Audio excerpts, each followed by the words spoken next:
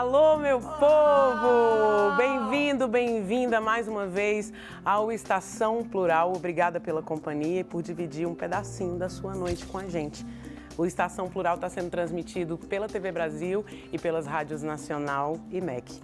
E hoje eu estou inspirada, viu? Eu me arrisco, inclusive, a fazer uma previsão. Um minuto. Esse é um tempo de sorte para você, acredita? A sorte começa a chegar irradiada daqui do estúdio direto para você.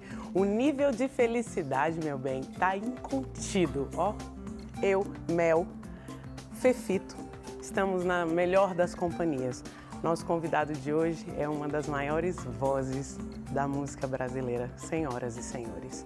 Ney Matogrosso. Obrigada. Ney, eu já sou obrigada a dizer que a gente fez uma aposta que você tá aqui. Fez uma aposta como? Quem se declarar fã primeiro vai ter que pagar o jantar. Ah, tá. Ney Matogrosso, esse artista gigante, mas que pra gente tem um aspecto da carreira que é tão importante quanto a música, que é a liberdade. Muito antes que as questões de gênero estivessem ganhando espaço, como aqui na TV aberta, o Ney já estava avançando todos os sinais em se tratando das convenções entre feminino e masculino. De onde vem essa ousadia artística, Ney? Olha, ela resultou de uma ousadia individual, pessoal, de uma não submissão ao que é instituído. Eu sou filho de militar, imagina o que eu tive que enfrentar, né? Ele queria me submeter, né? Ele queria que eu fosse ele. E eu dizia não. Aí com 17 anos a gente quebrou um pau, saímos na porrada mesmo. Ele me expulsou de casa, eu disse, tudo bem, dou graças a Deus, eu não aguento mais ver tua cara. Falo essas coisas porque a gente teve um tempo depois para se reencontrar e a gente estabeleceu uma coisa muito boa, tá? De amor mesmo. Que bom. Né? Então eu conto isso como uma experiência minha, porque eu acho que muita gente passa por isso, né? E aí eu acho que esse fato me colocou na vida com 17 anos, por minha própria conta, sem nenhum apoio, nenhuma ajuda, me colocou na vida para só falar e só exercitar as coisas que eu acreditar. Sabe, as coisas que... E contestar as que eu não acredito. Mas é que você contestou em plena ditadura militar, Ney. Sim, sim, foi na ditadura militar que eu contestei o sistema, mas eu já tinha enfrentado meu pai, que para mim era a autoridade, né? Então eu olhava para a ditadura como se ela não existisse. Eu sabia dos perigos, eu sabia dos riscos que eu estava correndo, mas eu ignorava. Me disse que a família é um microcosmo também. Sim, desse macro, claro, que a gente compartilha socialmente e tudo, né? É a primeira célula de opressão que a gente conhece, de fato. E que todas são assim. Sim, todas. Quando a gente fala no Ney Matogrosso, a gente pensa em androginia, em sensualidade. O homem mais sexy desse país. Transgressão, extravagância, pioneirismo, até um certo exotismo, né? Pode-se dizer. Mas o público do Ney, na maioria feminino, muitas vezes de idade mais avançada, abraça todas essas características. No show, as senhorinhas ficam loucas, eu já testemunhei isso muito de perto. O público é menos careta do que a gente imagina, Ney? Muito menos do que a gente imagina. A sociedade como um todo está muito careta, mas esse público que se aproxima de mim, eu estou falando que não é um público específico. Sim. Ele não é específico, o que torna ele mais atraente aos meus olhos, né? Porque, e completamente aberto, assim, porque eles já esperam de mim essas ousadias. Quando eu entrei com essa última calça desse show, era a gotinha d'água que faltava. Maravilhosa, prateada, coladinha. Colada, anatômica, ela é anatômica, ela não é para esconder nada. Ela é para mostrar todo o meu corpo, todo, tá? Tudo dentro de uma estética, né? Tudo dentro de uma estética, não é uma coisa bagaceira. Eu tô com uma calça que entra, ela é anatômica nas nádegas, é anatômica na frente, então as pessoas me veem inteiro. E nós vamos ver agora como dois pensadores da cultura nacional avaliam a influência de Ney Matogrosso na música e na cultura brasileira. Roda o VT. Acho que a primeira grande revolução que a gente vê nele é a revolução comportamental. É o cara que assumidamente gay, no momento em que nem se falava em homossexualismo na música, no palco, demonstrando no palco um tipo de orgulho gay que acho que raras vezes alguém demonstrou com tanta alegria e também talento, porque é um talento extraordinário. Então essa reivindicação dele, a reivindicação de personalidade muito forte, e já segura para ele uma trajetória completamente particular, né?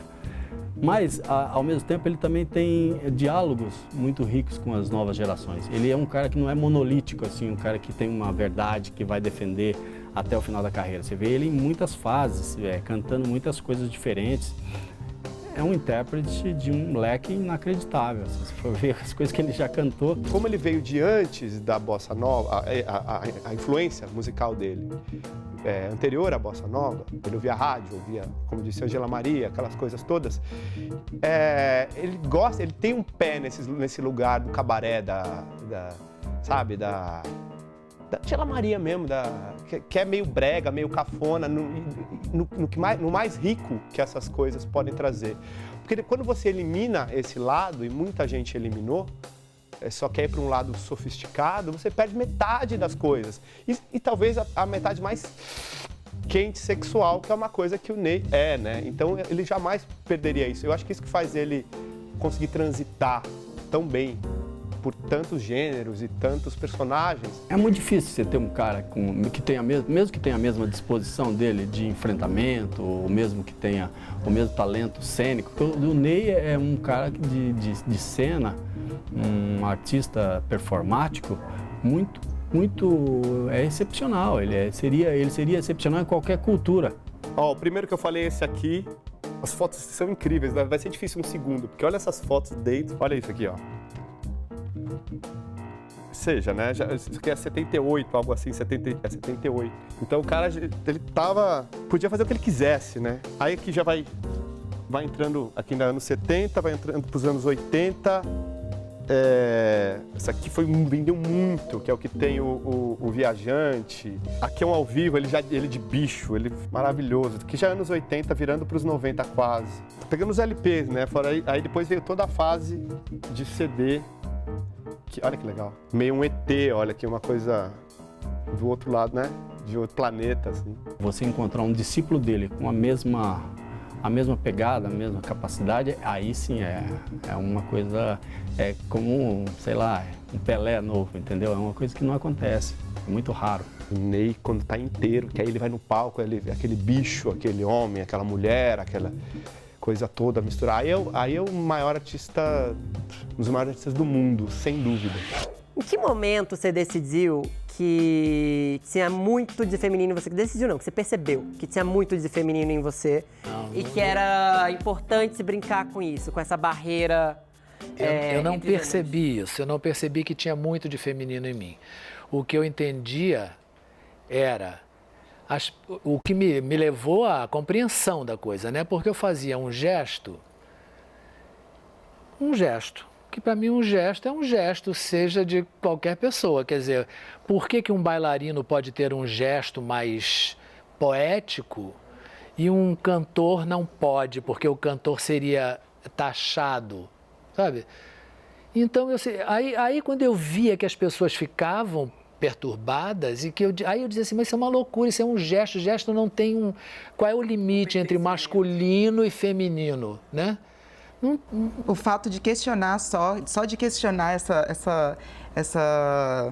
o que é feminino e o que é masculino, você não ter esse parâmetro, já te faz ser uma pessoa transgressora. Sim, claro, porque para mim, na minha cabeça, quando todo mundo dizia que Secos e Molhados era sexualizado, para mim, na minha cabeça, eu era um inseto, eu botava antenas, era um inseto, era um ser híbrido. Sim. Inclusive, questionar esses pertencimentos e explorar o seu corpo como o seu lugar de fala, e vendo isso como uma transgressão, você acha que ir contra a cultura traz avanços? A gente precisa de artistas contra a cultura para avançar? Eu não acho artistas, eu acho pessoas. Sim. Porque eu não acho que isso é uma questão que me pertence apenas. É uma questão que pertence a toda a humanidade. Independente do cargo e do crachá Independente do cargo, do crachá e da... Né? Eu acho que a gente tem que ocupar os nossos lugares, a gente não pode viver submetido a preconceitos, né? E caminhar sobre trilhos pré-determinados. Eu não sou um robozinho que vou... Porque eu não sou. Ninguém é. Ninguém precisa ser. É isso? Que repete histórias, né? Sim, Sem que fica questionar. reproduzindo sem questionar nada e se submetendo a tudo. Você já pagou algum preço por essa transgressão, por essa liberdade sua? Já aconteceu alguma coisa que te deixou... Não, assim, uma coisa... Já se sentiu incompreendido? Não, incompreendido eu me senti em termos artísticos quando no meu primeiro trabalho solo, aquele que ele mostrou várias imagens só com tapa-sexo e aquele chifre nos ombros, que eu caprichei, assim, sabe? Eu disse, pô, vou fazer um disco assim pra neguinho. Todos vão me entender. Todos vão entender qual é. Eu tô saindo dos secos e molhados e agora eles vão ver quem sou eu, sabe? Artisticamente. Menino, foram as piores críticas que eu tomei na minha vida e de críticos que eu respeitava. Aí sabe a que conclusão eu cheguei? Qual? Danem-se. É a Danem-se. transgressão. Eu li alguma coisa sobre, enfim, um amigo meu me disse que bons artistas não leem críticas. Pois é. Justamente aí que você aprendeu eu isso. disse, olha, danem-se, se não entenderam, azar deles. Um deles, que era uma pessoa assim muito conceituada, eu gravei o Barco Negro, né? A música da Amália Rodrigues, no feminino. Como é que eu ia cantar o Barco Negro no masculino? Não tinha como, né? Demais. Aí no final, e é a história, aquela história, né, da mulher que o marido é pescador, que vai para o mar e que as outras mulheres ficam dizendo que ele não volta, e ele não volta mesmo e ela pira. E eu chorava no final, eu chorava, assim, com a falta daquele homem, né?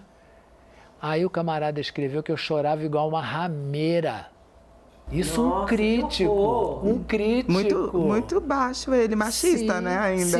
Sim, que eu chorava igual uma rameira. Eu não entendi, porque eu não chorei como uma rameira, eu não estava no papel de uma rameira. Se eu estivesse no papel de uma rameira, posso me pôr no papel de uma rameira, mas eu não estava no papel de uma rameira. Ney, tem um lado ruim em ser transgressor? Não. Ou pagar o preço? Não tem lado ruim nenhum. Não tem lado ruim nenhum. E também temos que acabar com essa papagaiada. Quer dizer, não é uma palavra nem que eu gosto muito de usar, gay, sabe? Mas eu acho que tem que acabar com essa papagaiada que as pessoas... gay tem que sofrer. Que sofrer que Ai, nada. não, eu quero ser feliz, dá Sim, licença. que sofrer que não, mas achavam que era o preço a ser karma pago. divino. O preço a ser pago. O cara que Deus... Vou te fazer uma provocação, porque você já me deu uma opinião e você já deu essa opinião em entrevistas, então vou deixar ela pública. Por que você diz que é contra que casais Não sou andem de mãos dadas na rua? Não, não sou contra que andem de mãos dadas. Aí Eu sou esclarecer. contra, não é de homem com homem, mulher com mulher, homem com mulher. Eu acho, você não tem necessidade de ficar se beijando. Um dia desse eu fui num teatro, pequenininho, aí tinha uma atriz com um namorado. Eu aqui, ela ali com o namorado dela. Eu daqui, eu via a língua enfiando, uma língua... Eu disse, mas por que eu tenho que estar vendo isso? Por que eu sou obrigado a ficar vendo isso? Eu não vim no teatro para ver isso, eu vim ver outra coisa. Então, eu acho que essas coisas são intimidades das pessoas. Eu percebo de uma outra maneira. Eu sinto algo de paridade mesmo, de parceria. Sim. Como quando... Mas entre as mulheres é permitido andar na rua de mãos dadas. É verdade. É suave para nós isso. Não é um alguma problema. medida, né? Sim, porque é cultural, né? Mulher anda de braço dado, de mão dada. Se a gente traz os signos ditos masculinos no corpo, já é bem problemático a gente andar de mão dada. Porque aí é como se a gente estivesse mesmo afrontando algum outro ser estar no mundo. Mas, na verdade, eu sinto também que existe uma permissividade para esse contato físico entre mulheres na rua. Inclusive, a gente se beija, né? Na nossa cultura latina, a gente se cumprimenta com beijos. Se toca o tempo todo. Sim, mas os homens realmente têm algumas restrições, né? Em outras culturas é permitido. Eu entendo quando você fala que existem carinhos exagerados, né? Tipo, a língua vai lá dentro e etc. Mas é que eu acho que o ato de andar junto também, de mãos dadas, é tão singelo. Quanto a coisa de afrontar, tem a coisa de... Vocês estão exibindo sua heterossexualidade na minha frente o tempo todo, deixa eu exibir minha homossexualidade só um pouquinho de mãos dadas. Sabe o que eu prefiro? Tô andando com você? Aqui, ó. Aqui, ó. Só uma pegadinha. Isso é bom, isso é bom. Só uma encostadinha. Eu acho que a coisa da medida, o limite do toque é que é muito complexo, porque existem muitas maneiras de manifestar o afeto. Você não precisa estar tocando, mas se é assim que você manifesta o seu afeto, eu acho que vale. E aí, talvez no público, o bom senso. É uma delícia, né? Não é? E a sensibilidade, o bom senso nos espaços compartilhados pode valer como uma temperatura bacana. Pois é, eu acho civilizado, sabe? Infelizmente, a gente vai ter que ir pro intervalo comercial, mas a gente volta daqui a pouco. Fica ligado aí que tem mais Ney Mato Grosso já com a gente.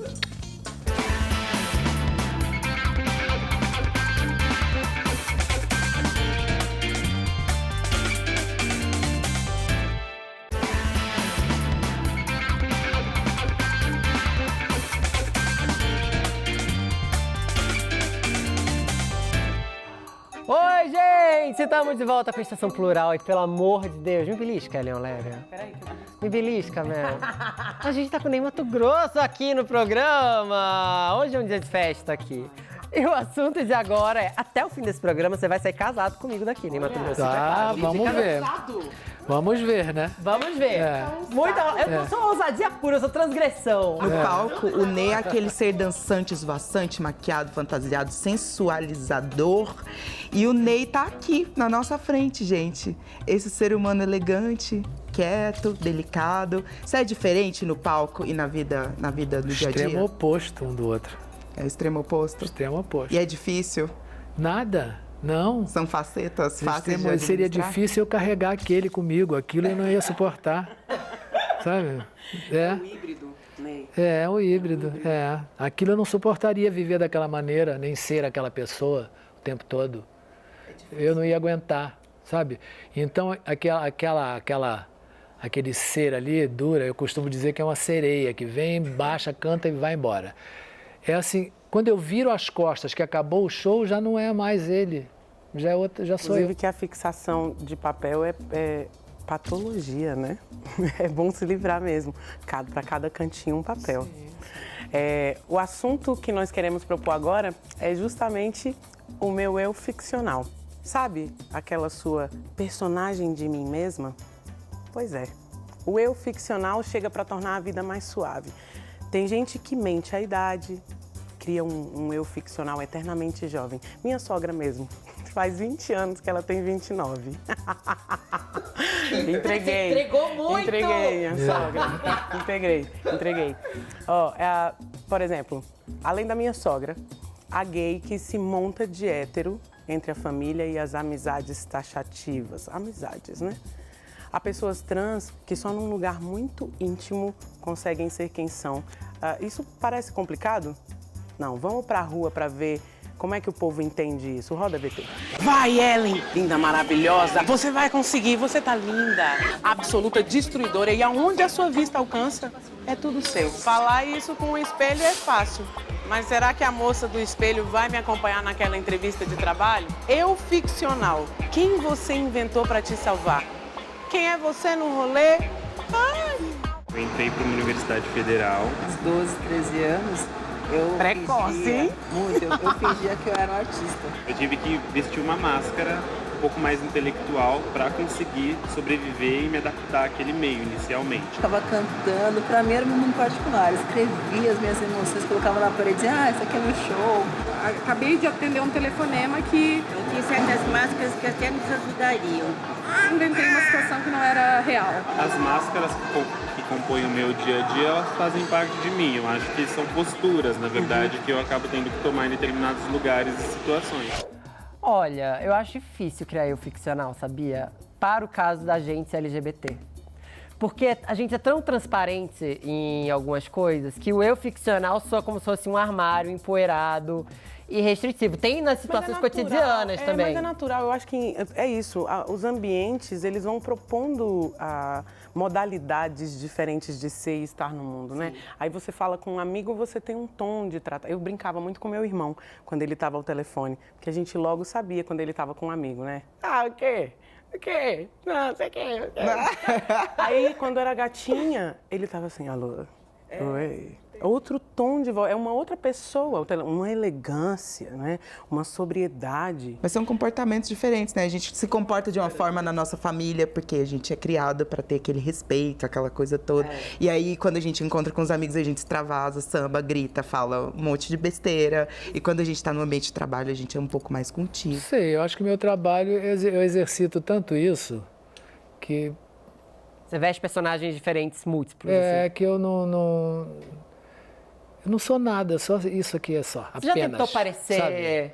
mais inteligente ou mais discreto ou mais inteirado de alguma coisa do que de outra? Não, tem coisas que eu não sou inteirado que eu pergunto.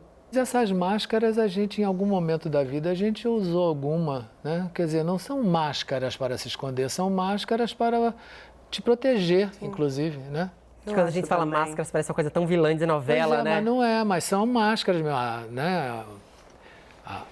Diz que tem que se descobrir essas máscaras e ver o que está por trás de tudo isso. Ney, mas tem máscaras no mundo artístico, assim. Às vezes você é obrigado a lidar com pessoas que você não gosta. Você é obrigado a mas no social, você encontra com uma pessoa, você não precisa dizer para ela eu te odeio. Você pode simplesmente dar um bom dia. Eu acho que as máscaras têm muito mais a ver também com uma adequação do que necessariamente com... Esse é o risco, né? O limite disso, quando é que é uma máscara que faz parte de um comportamento social, que é natural, e quando isso começa a ficar patológico. Eu acho que se começa a perturbar muito a pessoa ou quem está em volta, a gente pode cuidar. Né? Você não acha que esse eu fictício, eu ficcional, é diferente das facetas que a gente tem que assumir no dia a dia, né?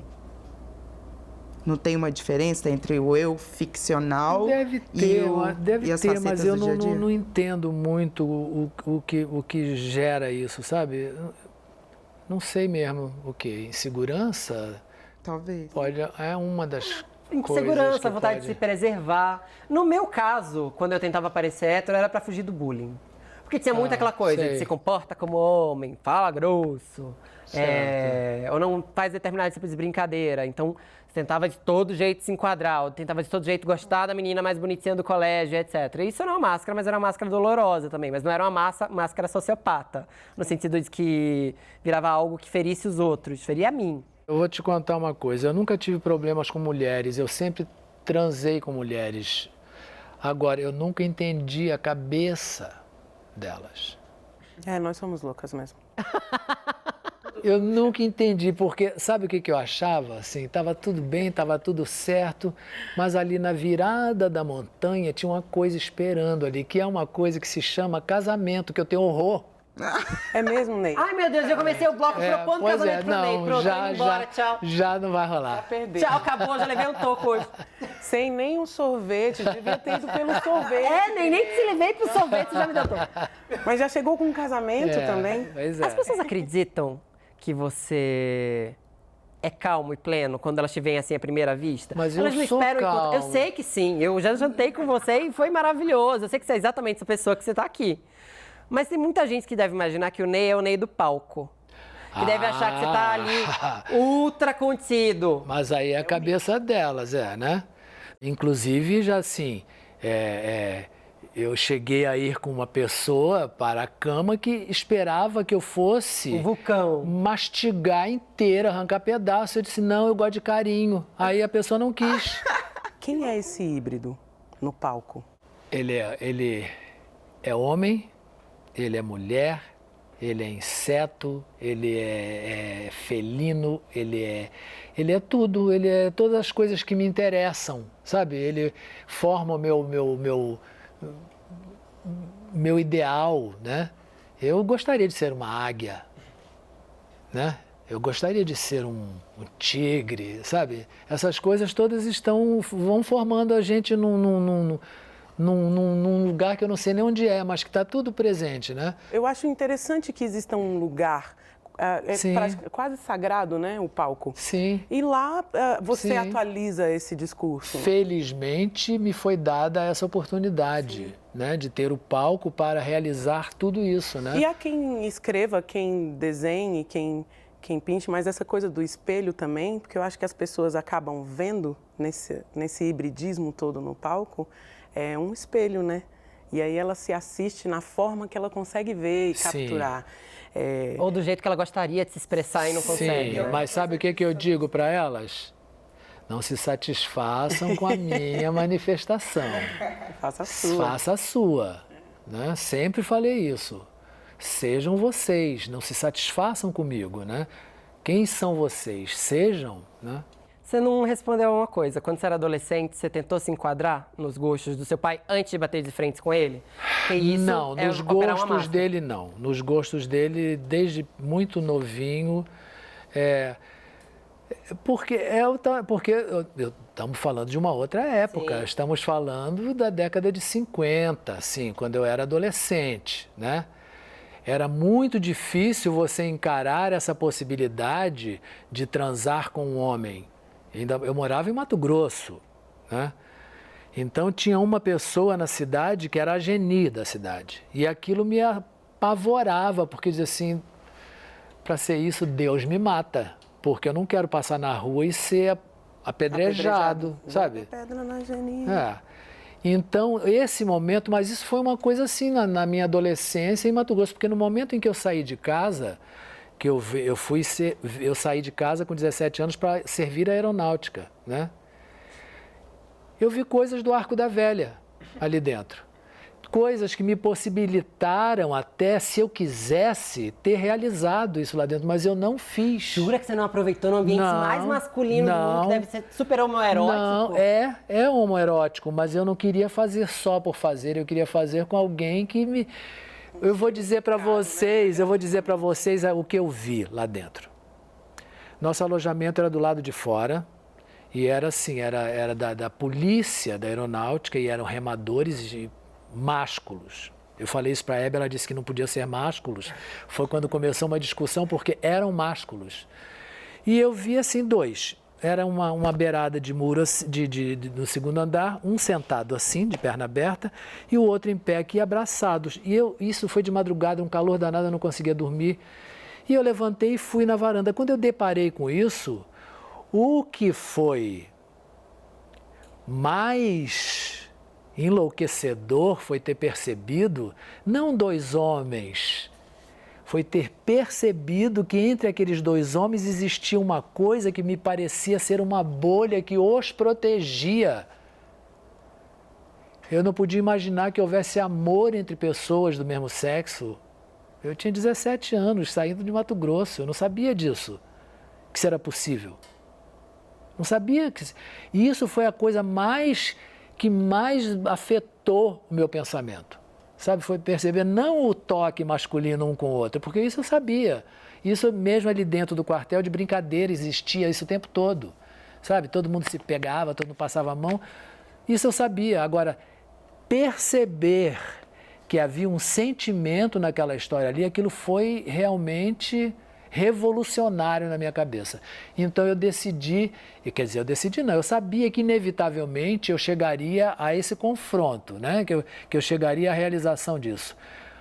Aí eu disse, bom, se então eu vou chegar inevitavelmente a isso, eu quero que seja com alguém que eu escolha, com alguém que me ofereça esse tipo de coisa, porque eu não quero fazer só para provar que eu sou capaz. Pela cena, né? Pela gratuidade da cena. Você teve essa convicção quando você encontrou essa pessoa? Você teve a convicção de que era o momento de experienciar aquela redoma? Era o momento de experimentar, mas eu não tive coragem de tomar nenhuma atitude, porque era assim, era uma pessoa conhecida de amigos e que eu nunca tinha visto e que tinha aparecido em Brasília. E aí nós estávamos jantando e eu prestei atenção, eu disse, vai ser com esse aí. Mas não fiz nada, tá? Um ano depois, eu estou dormindo porque eu morava na casa de um amigo que alugavam, naqueles apartamentos imensos de Brasília, acabavam alugando quartos, assim, né? Então, aí um dia eu acordei, ele estava dentro de casa, porque ele era amigo do dono do apartamento. Aí ele me disse assim, ontem quando eu cheguei de madrugada, me deu vontade de ir lá no teu quarto, eu não fui porque me disseram que você estava muito gripado, eu não quis te incomodar. Eu, para não deixar a peteca cair, eu disse, mas podia ter vindo. Aí ele disse assim, então eu venho hoje. Quando ele falou eu venho hoje, eu comecei a tremer. Eu comecei a tremer. E o dia inteiro, quando eu pensava que ele tinha me dito que iria aquela noite, eu tremia, batia dente, eu disse, meu Deus do céu, o que vai acontecer? Né? Porque nunca tinha rolado, nunca tinha rolado. E foi tarde, né? Foi, já tinha 20 anos. Gente, demorou Não é mesmo. tarde, eu acho que tarde é um... Não, é o tempo, não, foi o tarde tempo do para Ney, hoje, mas tarde né? pra hoje, é. Nunca é tarde, sempre é tarde. Tipo, nunca é tarde, ainda dá tempo de você fazer. Nunca é tarde. Menina, você ainda não fez isso? Minha gente, vai lá. Sabe o que me diziam? Você tem 30 anos e ainda não fez nada da sua vida. Eu disse, gente, como é que eu nunca não fiz nada da minha vida? Eu estou aqui vivo por as minhas custas, né? Estou vivo, inteiro, honesto, não estou roubando de ninguém, não estou assaltando ninguém, não estou fazendo nada que prejudique ninguém. Como eu não fiz nada? É complicado, né? Saiba, Ney Matogrosso, que agora você vai fazer uma coisa. O qual? A gente tem um momento nesse programa. Bom, vamos ver se eu vou topar, hein? Esse é o momento. A Aurélia! Ele faz um suspense, né? Que dá É o seguinte, a gente tem um quadro aqui no programa, que é um quadro de desafio de Pajubá.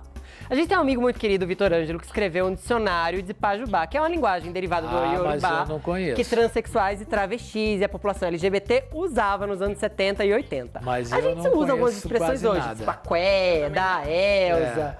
Mas mesmo pra Mas da gente... Elza é isso? Da Elza eu conheço, mas não sabia. da que Elza era. vem do Pajubá também. Tá vendo? Você já falava Pajubá e não sabia. Pois e é. aí, a gente se propõe pra todo convidado que vem aqui, no finzinho de bloco, uma palavra e dá 3 opções. E a gente vai fazer isso com você. E, obviamente, a gente vai te dar um tempinho pra Você pensar. vai me dizer uma palavra e eu tenho que dizer adivinhar o que é? É, eu vou te dar 3 opções. Tá. Que opções? A palavra do Pajubá dessa semana é agé.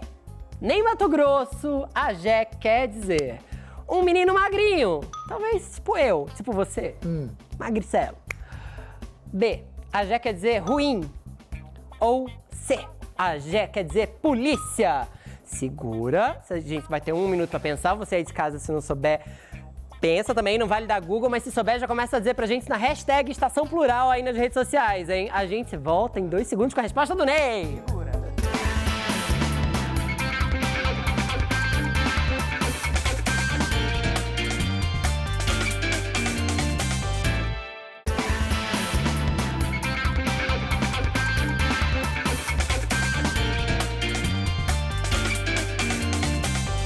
Voltamos com a Estação Plural. E você aí de casa que tá ouvindo a gente pela Rádio Nacional e pela Rádio MEC, ou vendo a gente pela TV, pelo YouTube, porque a gente tem todas as ondas.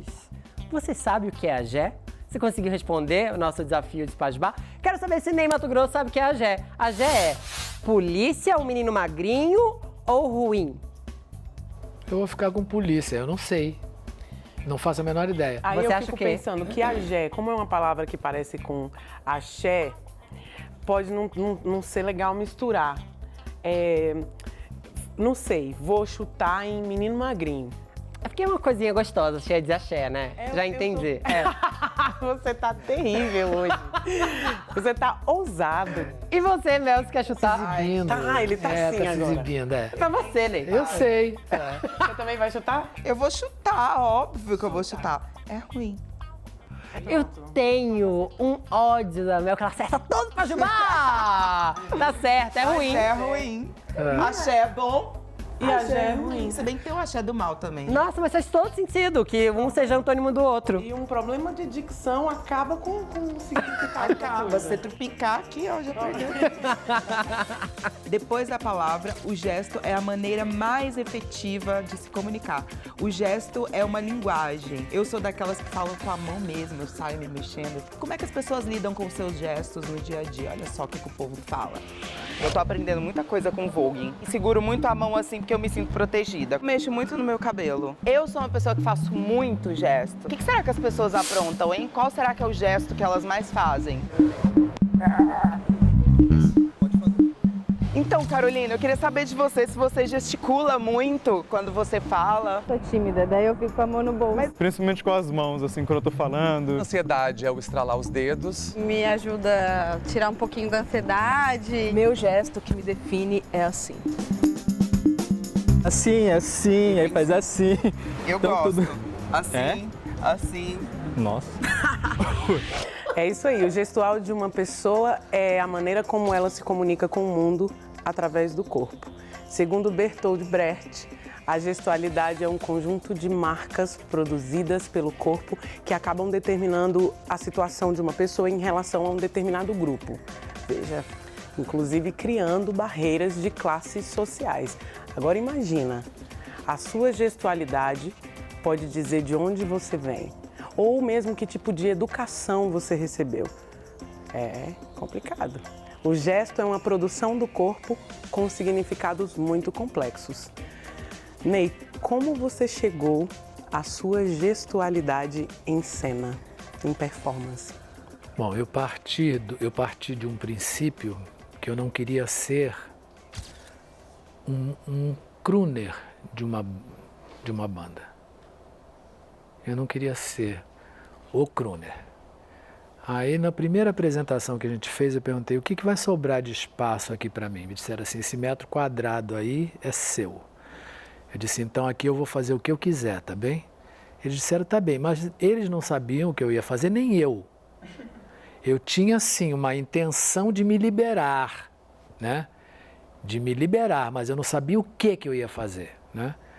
E quando começou, eu fui vendo que aquela história, que meu corpo todo se soltava, sabe? Meu corpo todo se soltava e eu vi que aquilo foi provocando uma loucura nas pessoas e quanto mais eu via que as pessoas ficavam chocadas com aquilo, mais aí eu comecei a elaborar. Porque não era elaborado, era empírico ali na experiência. Era uma coisa que vinha, sabe? Eu não tinha nem controle, parecia que era um santo, era intuitivo, né? Aí com o passar dos anos, não, eu vim elaborando, então eu sei agora, eu não sabia significar de nada, eu só queria ficar todo torto. Eu tinha só uma coisa que para mim era uma imagem que eu achava muito interessante, aquela coisa de ficar grego, né? Ficar assim, não, como é que é? Fica com o corpo virado para um lado, a cara para o outro, o corpo para o outro. Isso era uma coisa que eu tentava fazer porque eu achava uma atitude engraçada, sabe? Todo torcido também. Coisa do Egito ali, sabe? De grego. Sim. Aí, isso era uma coisa, essa era a única coisa que eu tinha como uma ideia de começar a fazer alguma coisa, né? Tem gesto feminino e masculino, Ney? Não, contra isso é que eu me coloquei. Eu acho que não existe um gesto que você possa dizer, isto aqui é um gesto masculino, até aqui isso é masculino e daqui para lá é feminino. É tudo construído, né? É tudo construído, tudo... E a gente pode desconstruir e reconstruir sim, a todo tempo. Eu adoro isso. Não tem. Eu me lembro quando eu fazia com o Arthur Moreira Lima, com o Paulo Moura, o Pescador de Pérolas, eles ficavam me pedindo para eu dançar. Eu disse, não é para dançar, eu só quero cantar. Eu estava de terno branco de linho. Aí, quando eu ia fazer o Bessa-me Mute, eu só fazia assim com o ombro. Quando eu fazia assim com o ombro, a plateia vinha como se eu tivesse me requebrado da cabeça aos pés. Uma vez um menino disse pra mim, um jovenzinho, ele tinha uns 12 anos, me viu tocando no palco, aí ele veio falar comigo, depois estava com um skate assim, debaixo do braço. Aí ele veio falar pra mim, nossa, você toca muito. Falei, ei, que legal que você gostou do show. Aí ele disse, você toca igual homem? Aí eu falei, eu toco igual mulher. Aí ele disse, não, é assim, porque você toca muito. Aí eu fui e mostrei pra ele, falei, ó, entra na internet depois e olha uma mocinha, o nome dela é Esperança Spalding. Aí comecei a fazer uma listinha para ele de mulheres, para ele ver. A irmã Rosetta, né, tocando guitarra, toca muito e toca como mulher. Enfim, parece que tem alguns postos que estão reservados pra gente. Adoro quebrar. Alguns fatos, tipo, por exemplo, o fato de abrir a perna, né, para tocar uma bateria já te torna masculinizada. Sim. Mas isso não quer dizer nada. Isso não quer dizer que você deixa de que ser abrir uma a perna deixa, mas não acho que seja masculinizada. Eu acho lindo. Sexy, uma mulher de perna. Imagina aquela imagem de Gal Costa sentada naquele banco de perna aberta. Com aquele rasgo na saia. Não, aqui. era rasgado aqui e aqui. Ficava só um pano aqui, aquelas pernas lindas e ela tocando violão. Pô. Quando uma pessoa trans assume sua verdadeira identidade de gênero, ela passa por um processo de transformação. Será que os gestos se aprendem ou a mudança é natural? O Estação Plural foi conversar com a professora Cláudia Mello, que desenvolveu um método de reorganização corporal e faz em sua escola, em São Paulo, uma oficina de gestos. O gesto é todo o movimento que o seu corpo faz, é como o seu corpo se apresenta, é como é a expressão da sua singularidade. A gente vê de que classe social ela é, de que sexo ela é, ou de que gênero ela é, ou a idade que ela tem. A gente vê as questões emocionais que ela tem, né? Assim, isso falando do ponto de vista profissional. Mas falando de um ponto de vista geral, as pessoas se reconhecem nos gestos, na manifestação corporal, na expressão corporal. Eu acho, do meu ponto de vista, que o gesto está totalmente no território da cultura e não no território da biologia ou da genética. O fato é que você imita, que você não é que você imite, você aprende o padrão da sua família, do seu grupo social, da sua classe social, e você pode também escolher um pouco qual é esse padrão, qual o padrão que ele corresponde à sua personalidade.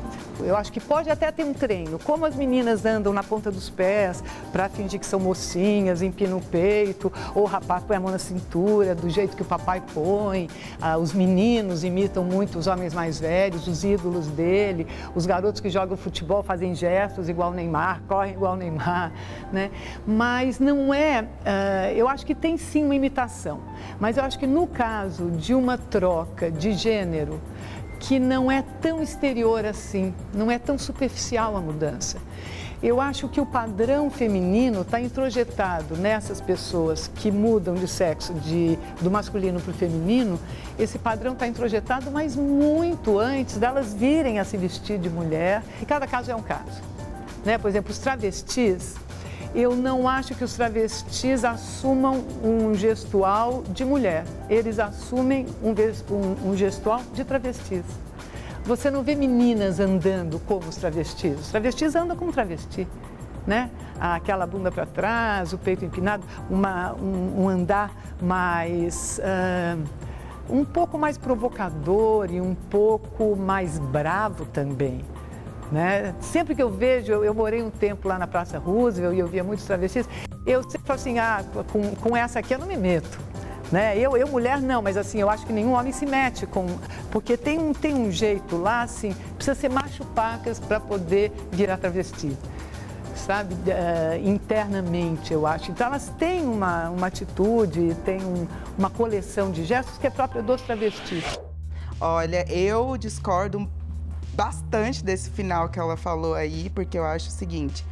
Existe um estigma que já é colocado nas travestis, que são mulheres, de exclusão. Eu acho que a gente não vê travestis andando com mulheres porque não se tem essa abertura para isso e elas se sentem mais protegidas no meio delas. É pura e simplesmente isso. E eu acho que nenhuma travesti é macho o suficiente para se tornar travesti, porque só isso já é um estigma. Já está colocando ali uma característica masculina para uma atitude simples de viver e de ser livre. Eu concordo com ela quando ela fala do aspecto cultural, né? Mas será que quando ela fala que precisa ser muito homem é pelo fato da coragem? Porque claro, precisa ter muita coragem. Mas aí a gente já relaciona o fato do homem com a coragem e a gente também já mistura. Já não tira o que a mulher não pode ter. Não pode abrir a perna porque é um ato masculino. Pois é. Você me deu muito material para pensar. Eu concordo em boa parte do que você falou, mas eu concordo com ela também em partes quando ela fala do fator cultural da coisa, que a gente gesticula muito a partir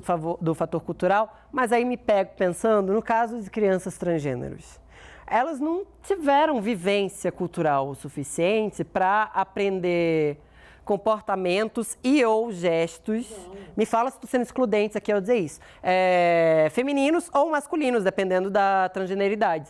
Né? Ela já nasce fazendo esse tipo de gesto desde cedo. Então, é cultural, mas também não é tão cultural. Mas você sabe que eu acho que o bebê, ainda quando a gente é bebê, a mãe fala pá, pá, pá, pá, e o bebê faz... Eu acho que a gente vive na coisa do espelho mesmo, no lance da imitação. No início, primeiramente com a mãe, não é isso? Eu acho que esse contato, essa repetição, e a criança está sempre num sistema de observação absurdo. Em 3 anos, a criança aprende um idioma. Sim. Eu trabalhei no Hospital de Brasília, na década de 60, e eu trabalhei uma época na pediatria.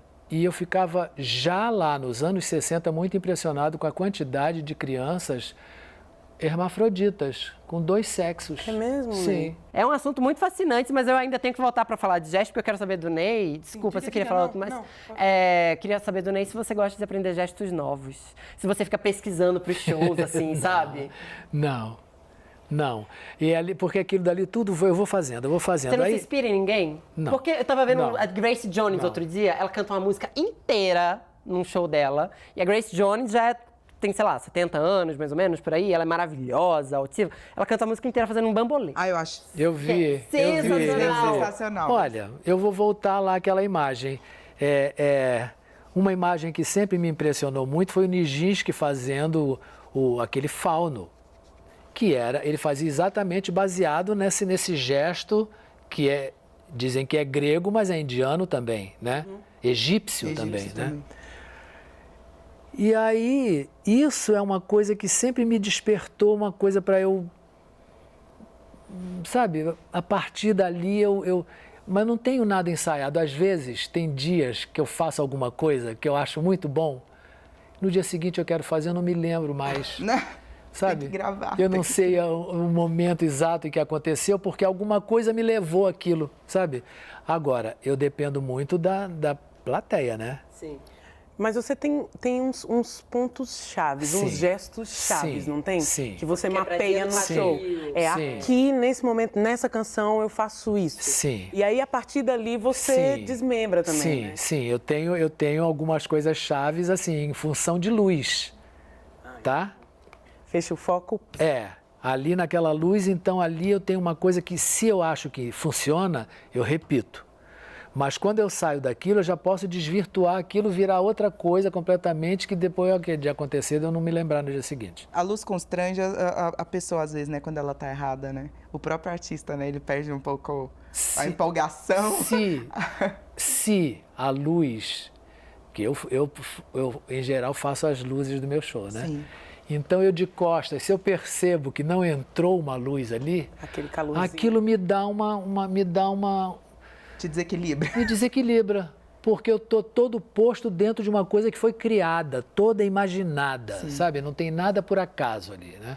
E se aquela coisa que foi toda imaginada, se ela não se revela para mim, em termos da luz, me desequilibra. Eu me entrego, mas eu sou consciente. Sim. Tá? Mas eu estou ao sabor da plateia, tá? Se a plateia for fria, eu faço o meu mínimo necessário para sair bem. Se a plateia me estimula, eu vou, aí eu vou me jogando, eu vou, não sei onde eu vou parar. Tá chegando aquela hora de acabar o programa.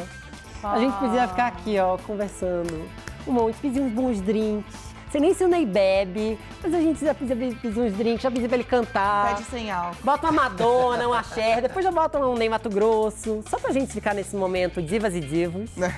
Foi bom pra você, Ney? Foi ótimo. Então vamos fazer aquilo que a gente faz pros convidados que a gente ama muito? Vamos fazer a ola. Eu começo de carro, como é que... Vamos, 1, 2, 3,